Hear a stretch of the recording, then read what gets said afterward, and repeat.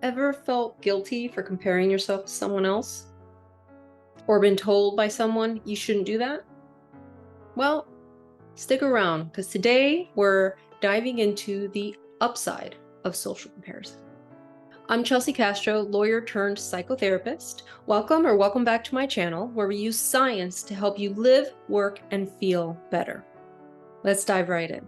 First off, let's establish the norm that we as humans naturally are attracted to comparing ourselves to others. Teddy Roosevelt is often quoted and credited for decrying that social comparison is the thief of joy.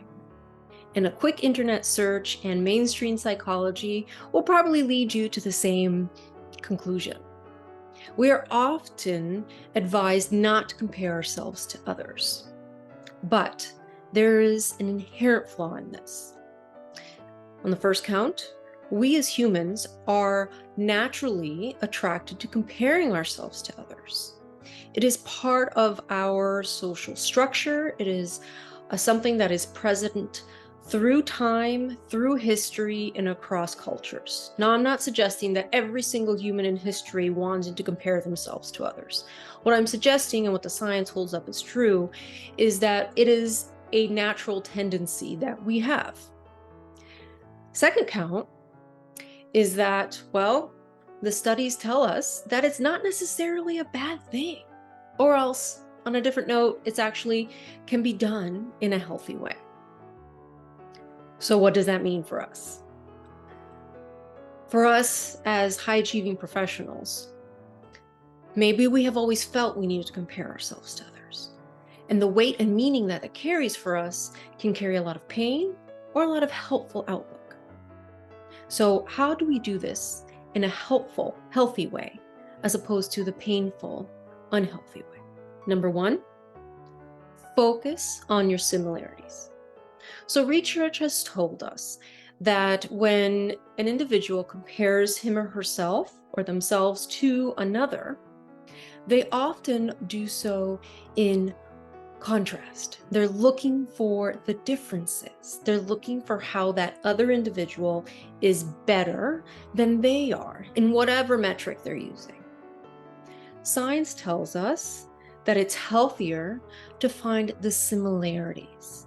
Instead of comparing yourself to that colleague, that other person in your industry, that competitor who happens to, in your eyes, be better, try to find the similarities between you and them. Essentially, I interpret it as another way of building on your strengths. You see something that's working for someone else, you happen to have it too, build on that. An example I often use with my clients, both in therapy and performance coaching, is that imagine you are training for a marathon and you see this other runner out also training for the same marathon. And you always notice that because you cross paths often, that this person seems to be getting a better time, seems to not be as exhausted at the end of their training, whatever it happens to be. That in your mind, having naturally compared yourself to this other individual, you decided, well, this person is better than me. She can run faster, she can run longer, she has more endurance, she doesn't hurt as much. I hurt more, I can't run as fast, I can't run as long, so on and so forth. You do a natural contrast. But if you took a moment to identify what you're doing like her or what she's doing like you, you're going to be able to identify similarities and therefore shared strengths. And because she's doing these so well, you can benefit from comparing yourself to her in identifying your own strengths through the lens of seeing hers. Another version of this is, oh, this other person is doing so well. Well, we're training out here together, doing a lot of the same things. Let me see this as an opportunity to learn more from her, as opposed to beat myself up. How can I use her as inspiration instead of as a demoralizing force? For our second main point, It's also important to make sure you are setting your own goals. Yes, that's right, your goals. And I know this is actually seemingly simple on the surface, but much more complicated below. Oftentimes, we are brought up in such a way, whether professionally, socially, emotionally, academically, to frankly just accept the goals that are set for us, passively and blatantly. It is really important to set our own goals, especially in the context of comparing ourselves with others, because it's really easy to just use this other individual as the goal themselves, as opposed to you and your aspirations as the goal. Research has shown that people tend to define success in one of three ways. Number one, personal growth. Number two, avoiding failure. And number three, the ability to perform better than others. So that's personal growth, avoiding failure, and the ability to perform better than others. Any of these sound true to you?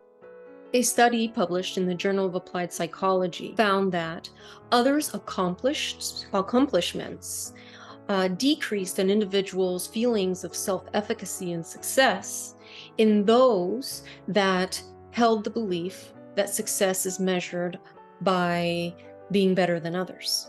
For those who didn't measure themselves in how they performed against others, the opposite was true. In the case of the second group, observing others who outperformed them served as a resource of inspiration. It wasn't a comparison, it wasn't a failure to meet a goal, but rather a suggestion of what could be possible. It stimulated the belief that they could succeed. So your success needs to be your own. And, not or, and you can benefit from seeing others succeed as well. The social norm of the workplace is also very important in whether self-comparison to others is helpful or harmful. See, social comparisons are prevalent, even among those who are theoretically working as a team. Research at the University of Miami has found that whether or not an individual finds comparison to be helpful or harmful, or is objectively helpful or harmful, depends on the social norms of the group. As such, when people on a team focus on their own achievements and on self-reliance, they feel worse comparing themselves to others on the team. However, if a team's focus is on group accomplishment and shared goals, then one team member's success is often interpreted by the other members of the group as a general overall success to be celebrated. The whole idea of a rising tide lifts all boats really boils down to the social norms in the group. And last but not least, in order to make self-comparison helpful instead of harmful, don't dedicate to comparing yourself just to one person. Aim to drawing the best that you see in a variety of people, in a variety of roles around you. When you do so, you're able to take the things that you naturally admire in others and put them together in a way that fits you and your life situation, as opposed to chasing after the life, the lifestyle, the skills, the traits of one particular individual and trying to essentially become them. And that does not honor who you are. Comparison can certainly be the thief of joy, but it does not have to be. Those of us in high-pressure, high-performance professions know that comparison is kind of baked into the social structure in a lot of ways.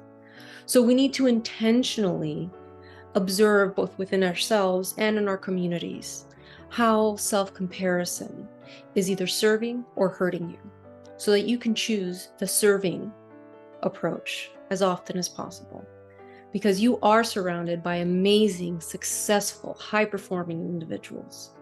And how wonderful would it be if you, among them, can use them as inspiration rather than as a way to crush yourself down. That's all for now.